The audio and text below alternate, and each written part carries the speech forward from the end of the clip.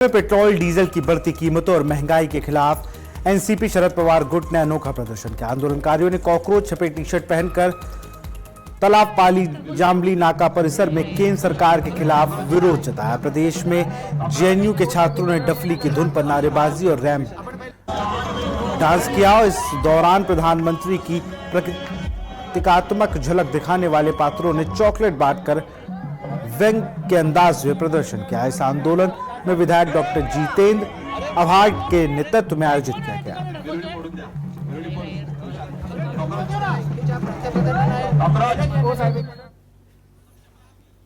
कुनल उस हालात से हम भी गए और जो हालात इस देश में दिख रहे हैं, बेरोजगारी बढ़ रही है, पैसे की तंगी बढ़ रही है, आर्थिक अवस्था गंभीर होते जा रही है। इसके खिलाफ अगर आवाज उठता है तो उसका साथ देना चाहिए। कॉकरोच जनता पार्टी का समर्थन किया कर रहे हैं। कांग्रेस जनता पार्टी का समर्थन नहीं है, इकट्ठा होना है नौजवानों का समर्थन।